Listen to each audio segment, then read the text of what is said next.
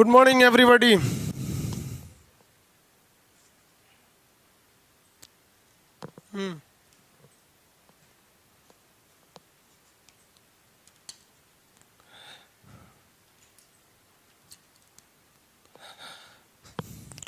Live आ गए लोग, सब लोग। देखिए, आज थोड़ा सा लेट इसलिए हो गया कि हमारे यहाँ बारिश बहुत ज़्यादा ज़ोर से हुआ था, तो वाईफाई का कनेक्शन वगैरह सब उखड़ गया। वहाँ पे रात भर बारिश हुई है हमारे यहाँ, बिना मौसम के बारिश आजकल हो जा रहा है। इस वजह से ये क्लास लेट हो गया। बाकी सब चीज़ शेड्यूल पे रहेगा। समझ में आया नहीं कि आ गया आप लोग को?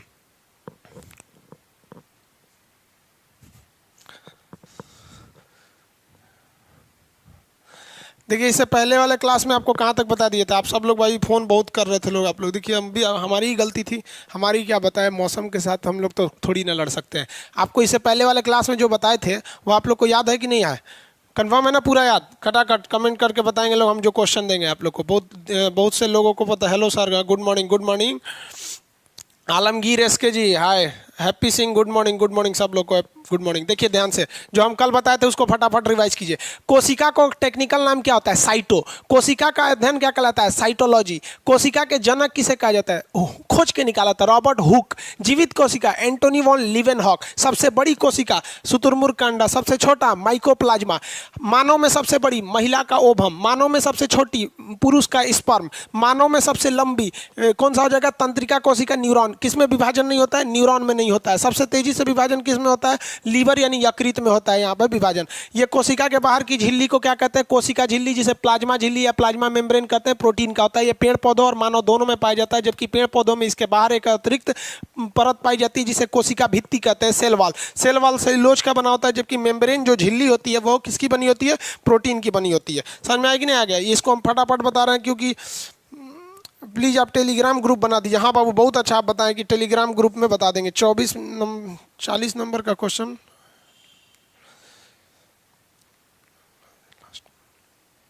अच्छा चलिए वो ठीक है, सब बता देंगे आपको। हाँ, अब आगे थोड़ा स्टार्ट करते हैं। जहाँ कल तक तो बता दिए थे उसको छोड़ के। देखिए, ये तो प्लाज्मा झिल्ली किसकी बनी रहेगी? प्रोटीन की बनी रहती है। और ये बाहर वाली कोशिका भित्ति किसकी बनी रहती है? सेल्यूलोज की बनी होती है। ये माइटोकॉन्ड्रिया है, पावर हाउस कहते हैं इसको। खोज किसने किया था? अल्टमैन। इसकी आंतरिक दीवारों को क्रिस्टी कहते हैं। इसमें क्रैप साइकिल चलता है। आंतरिक श्वसन का काम यही करता है। गोल्जी बॉडी का काम बता सकते हैं? ऊर्जा का परिवहन करता है। कैमिलो गोल्जी किए थे। वैक्यूल्स क्या करता है भाई साहब? जल अवशोषण का काम करता है। फटाफट आ जाइएगा भाई, थोड़ा सा लेट हो गया इस बार। वाईफाई का कनेक्शन बारिश की वजह से टूट गया था, बिना वाईफाई का जा नहीं सकता है। सेंट्रोसोम क्या करता है? कोशिका का विभाजन करता है। एक चीज इसमें याद रखेंगे, सेंट्रोसोम जो होता है ना, सेंट्रोसोम, तो ये कोशिका का विभाजन करता है। ज्यादा तेज कर देगा तो कैंसर हो जाएगा, धीमा करेगा तो विभाजन ही नहीं होगा। ये ब्रेन में तो करता ही नहीं है, ये सेंट्रोसोम नहीं होता है। जबकि न्यूरॉन गिलियल सेल में होता है। लीवर में सबसे तेजी से विभाजन करता है। ये वाला एरिया क्या हो गया भाई? ये एंडोप्लाज्मिक रेटिकुलम। आंतरिक कंकाल स्मूथ वाला क्या बनाता है? वसा। और रफ वाला क्या बनाता है? प्रोटीन। ये प्रोटीन क्यों बनाया था? क्योंकि इसमें अंदर राइबोसोम था। यहां तक समझा दिए थे। अब आगे देखते हैं। इससे पहले वाले क्लास को पूरी तरह से समझा दिए थे।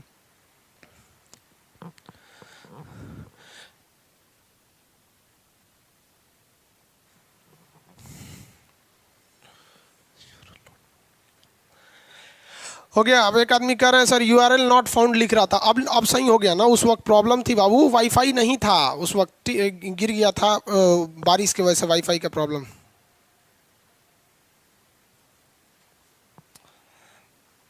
चलिए अब आगे समझिए ध्यान से। राइबोसोम क्या करता है? यहां से आप कंटिन्यू, अब देखिए, आप कमेंट छोड़िए, अब फटाफट यहां ध्यान दीजिए। राइबोसोम हम आपको बताए थे कि राइबोसोम स्वतंत्र रूप से नहीं पाए जाएंगे। इस राइबोसोम मुख्य रूप से कहां पाए जाते हैं? तो राइबोसोम मुख्य रूप से एंडोप्लाज्मिक रेटिकुलम के रफ वाले एरिया में पाए जाते हैं। ये रफ एंडोप्लाज्मिक पे छोटे छोटे पाए जाते हैं ये राइबोसोम। राइबोसोम जो है ना, कोशिका का एक अंग है। ये बहुत ही छोटा अंग है। कोशिका का सबसे छोटा अंग कहेगा तो राइबोसोम। हालांकि इससे भी एक छोटा अंग होता है, सीलिया फ्लैजेला, लेकिन वो सब में नहीं पाया जाता है। और राइबोसोम सब में पाया जाता है। इसलिए क्वेश्चन जब भी देता है सबसे छोटा कोशिकांग, तो क्या मार देना है? राइबोसोम मार देना है।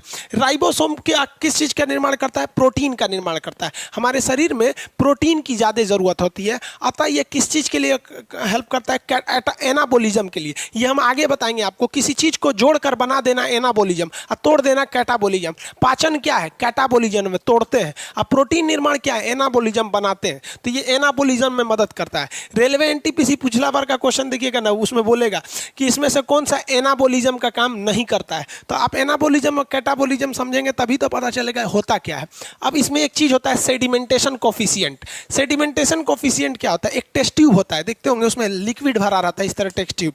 वैज्ञानिकों ने अलग अलग जीव का, अलग अलग जानवरों का सेल निकाला। सेल तो खुद ही छोटा होता है भाई, आप समझते हैं ना, उसको माइक्रोस्कोप से देख सकते हैं। अब इतना छोटे तो है नहीं, और ये भी उस पे से ये रेलवे का टारगेट बैच है, एकदम बच्चा तो नहीं है। आप लोग आप पढ़े लिखे हैं तो कोशिका के बारे में इतना तो आइडिया लगता होगा ना, छोटा होता है। उसके अंदर से वैज्ञानिकों ने क्या निकाला? राइबोसोम निकाला और एक लिक्विड में डाला। तो देखा ना, कुछ राइबोसोम बड़े भारी थे, वो नीचे चले गए, और कुछ राइबोसोम हल्के थे जो ऊपर चले गए। तो सेडिमेंटेशन मतलब होता है अवसाद, यानी बैठ जाना लिक्विड में। तो टेस्ट ट्यूब में जो भारी होके नीचे चले गए उसका वेट भारी था, और जो ऊपर रह गए वो हल्का था। तो इसका एक कोड नाम दिया गया, इसको कहा गया 70, इसको कहा गया एस 70, इसको कहा गया 80। अब ये जो सेडिमेंटेशन कोफिशिएंट को शॉर्टकट में एस, इसको भी शॉर्टकट में एस। तो राइबोसोम कितने टाइप का होता है? 70S और 80S। अब ये दो टाइप के राइबोसोम होते हैं सब, 70S और 80S। लेकिन इतना आराम से थोड़ी क्वेश्चन पूछेगा आपसे, क्वेश्चन आपसे फंसा के पूछेगा। क्या पूछेगा? ध्यान से देखिए, कमेंट पे ज़्यादा ध्यान नहीं देंगे आप लोग, अभी फिलहाल सीधे क्वेश्चन पे जवाब दीजिए। सेडिमेंटेशन को इसमें बढ़िया कौन होता है?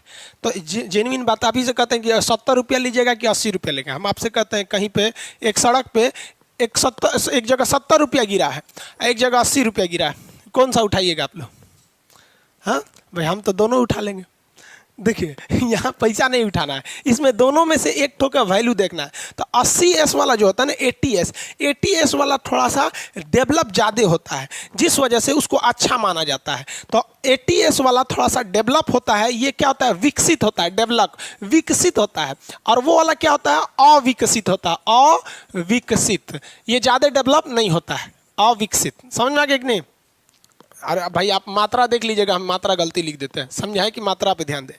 लेकिन ससुरा एगो दिक्कत हो जाता है ना कि हम लोग अंग्रेजी नहीं पढ़ रहे हैं, हम लोग पढ़ रहे हैं बायोलॉजी। यहाँ हर चीज़ का उल्टा नाम है। जैसे देखिए, इंग्लिश अगर पढ़ते हैं तो कोशिका को इंग्लिश में बोलते हैं सेल, काम खत्म। लेकिन बायोलॉजी में ससुरा उसको साइटो बोला जाता है। तो हम लोग को समस्या ये है ना कि हम लोग को हिंदी भी जानना है, उसका अंग्रेजी भी जानना है, और उसके बाद बायोलॉजिकल नाम भी जानना है। तो हम लोग तो इंग्लिश आराम से कह सकते हैं, विकसित को कहते हैं डेवलप, तो इसे क्या कह सकते हैं? डेवलप।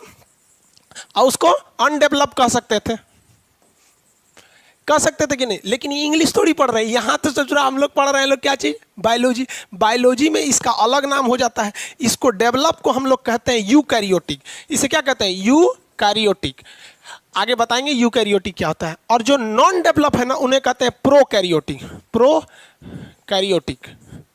तो अब बताइए, प्रोकैरियोटिक किसे कहते हैं? जो डेवलप नहीं है। अब इसका एक सिंपल सा आप ध्यान से समझिए, एग्जाम में कैसे मारेंगे। 4 ऑप्शन दे देगा, मुर्गा, भेड़, बकरी, मानव, लड़की। इसमें कौन सा विकसित नहीं है? बगलो ऑप्शन डी मारेगा सब, लड़की विकसित नहीं है। अजब हाल है, काहे नहीं विकसित है वो?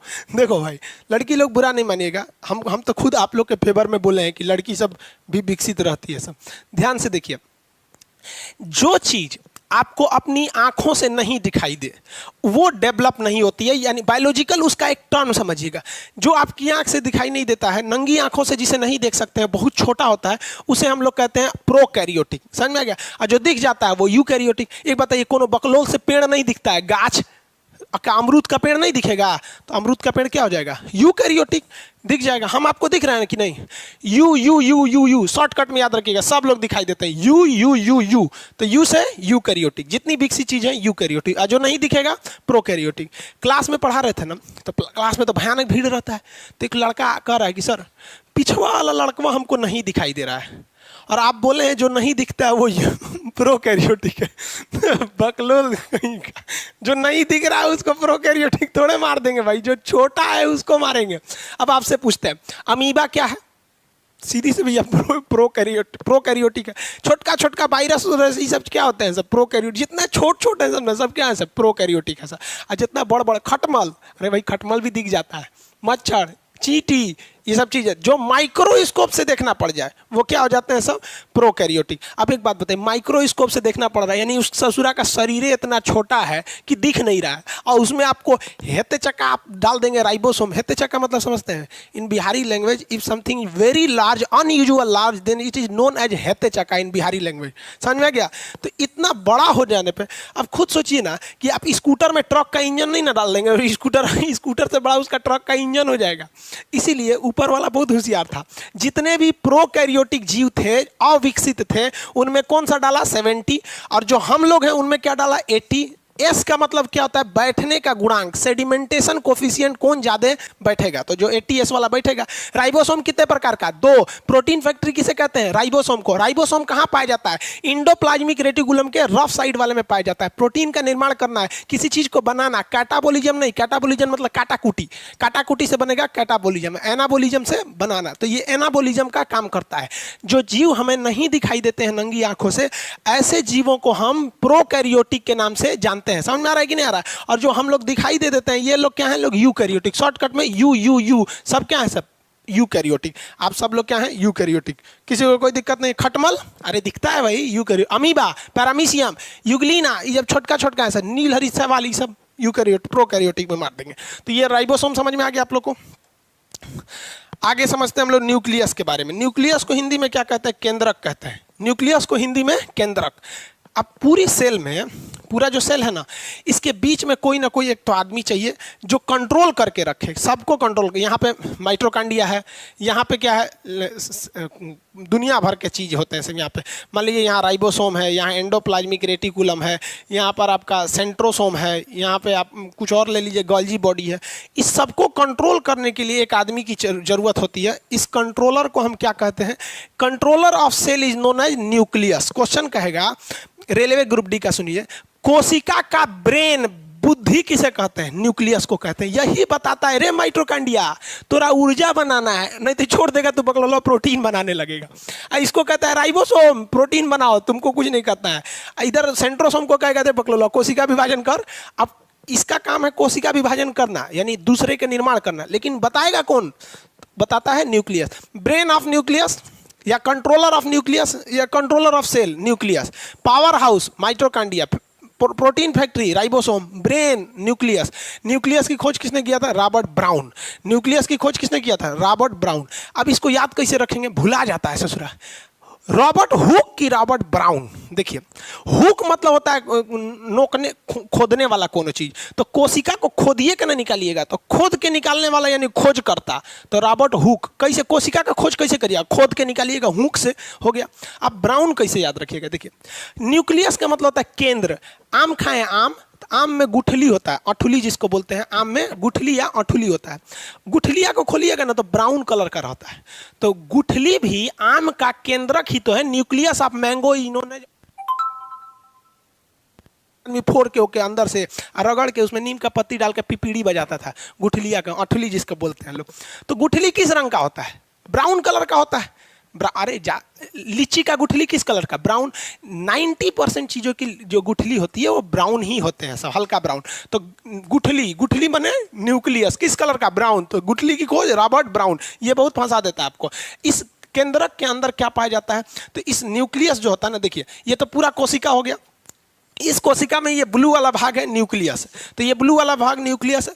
और न्यूक्लियस के अंदर भी एक छोटा सा होता है, उसको न्यूक्लियोस कहते हैं, न्यूक्लियोलस। तो ये उतना याद नहीं रहेगा, केंद्रिका बोलते हैं इसे, उतना जरूरी नहीं है। तो ये न्यूक्लियस है। अब इस न्यूक्लियस में अगर आप ध्यान से देखेंगे तो इसमें गुजुर गुजुर गुजुर गुजुर कुछ घूम रहा है, इसमें कुछ घूमता ही है। इसी को कहते हैं हम लोग डीएनए या क्रोमोसोम। ये आगे पढ़ना है आपको इसी चैप्टर में, तो क्रोमोसोम। अब एक बात पूछिए कि इसमें एक चीज़ पूछ देता है, क्या पाया जाता है, किस चीज़ का बना होता है, तो 80% प्रोटीन पाया जाता है। देखिए, हमारे शरीर में जब भी पूछेगा कि क्या चीज़ पाए जाते हैं, तो दो ही चीज़ उसमें ध्यान दीजिएगा, प्रोटीन ज़्यादा होता है और जल ज़्यादा होता है।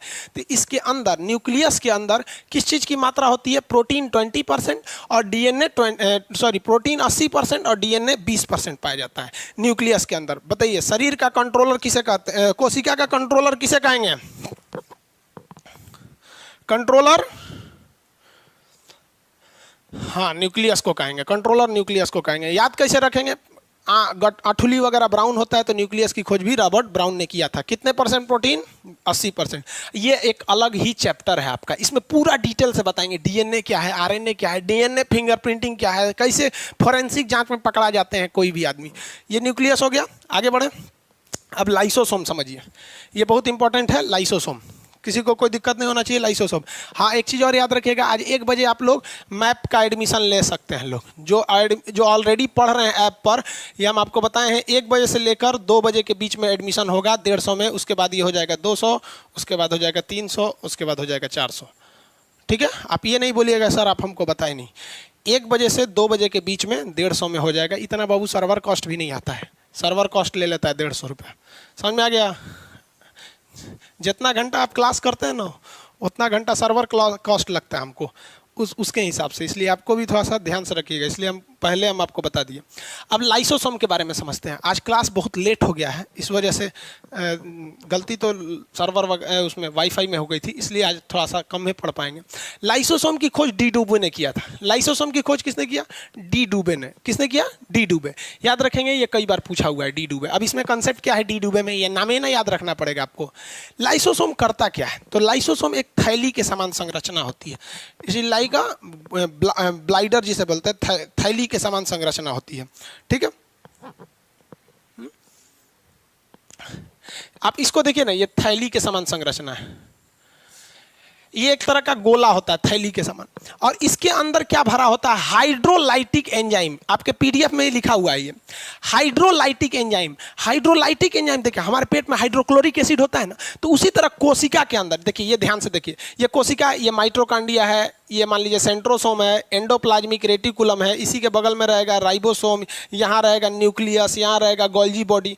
अब ये इसमें बीच में है लाइसोसोम, इसको दूसरे कलर से कर देते हैं, ये है लाइसोसोम। ऐसे साइड में मान लीजिए लाइसोसोम। ये लाइसोसोम में क्या भरा हुआ है? देखिए, ये क्या है? ये हाइड्रोलाइटिक एंजाइम है। ये एंजाइम क्या करता है? पाचन का काम करता है। तो आप कहेंगे खानवा हम पेट में खाते हैं, इसी तरह कोशिका में पाचन कौन सी होता है? समझिए पाचन क्या काम करता है। ये बहुत खचरा है लाइसोसोम। लाइसोसोम कहता है कि सब लोग बढ़िया से काम करो, नहीं तो बर्बाद कर देंगे हम। लाइसोसोम ऐसे घूमते रहता है, कहता है माइटोकॉन्ड्रिया चाचा, ए चाचा, समझ में आया? अब चाचा सुन के आप लोग को दूसरा चाचा याद आ रहे होंगे, लो मिर्जापुर वाला, ध्यान से समझिए। तो ये लाइसोसोम वाला जो चाचा जी हैं, ये माइटोकॉन्ड्रिया से, तो कहता है चाचा आप ऊर्जा बनाइए, नहीं तो बर्बाद कर देंगे। इनसे कहता है गाजी बॉडी उधर ले जाइए, और न्यूक्लियस को कहता है रे तो देर नौटंकी मत कर। राइबोसोम को कहेगा प्रोटीन बनाओ रे, तो सबको मॉनिटर करते रह रहे, जल्दी बनाओ जल्दी बनाओ जल्दी बनाओ, सब खटाखट बनाओ।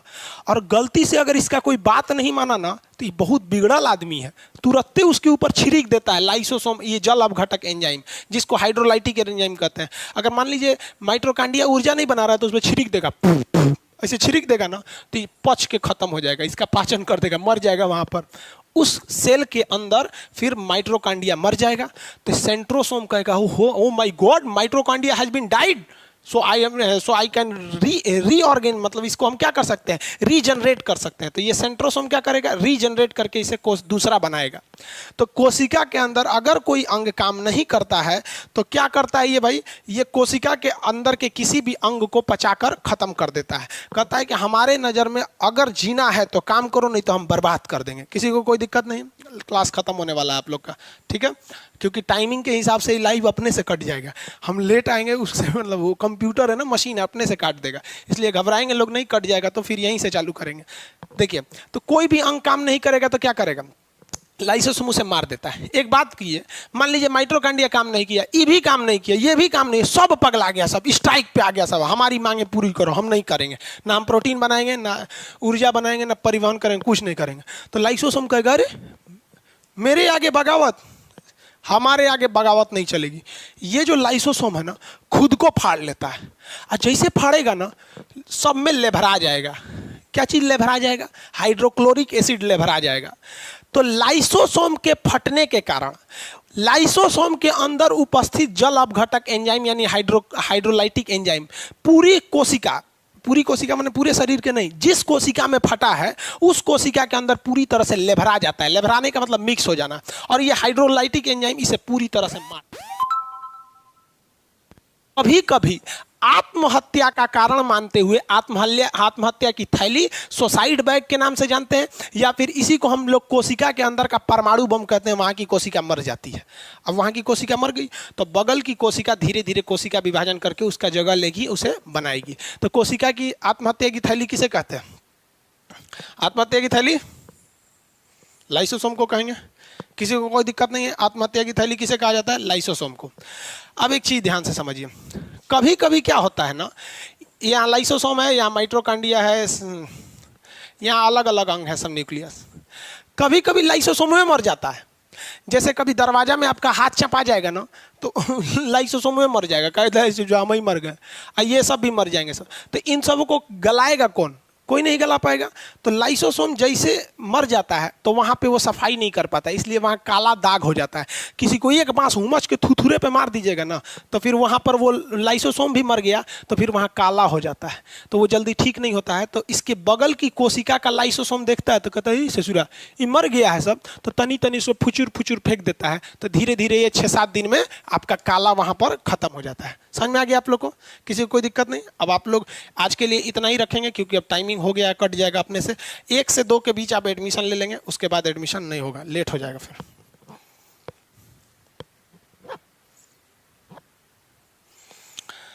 समझ में आ गया आप लोगों को?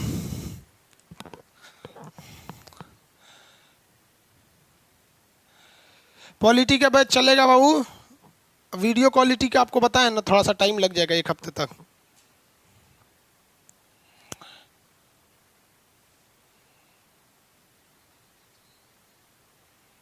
गुड बाय सब लोग को। शाम में क्लास अभी फिजिक्स का नहीं होगा, शाम में फिजिक्स का क्लास अब अगले सप्ताह से होगा। आप घबराते क्यों हैं? आपको क्या लगता है दिसंबर में आप पूरा एग्जाम ले लेगा? एग्जाम वहाँ चालू करेगा तो उसको 3 महीना लगेगा चालू लेते लेते, अभी उसको 1 दिन में एग्जाम ले लेगा आपको।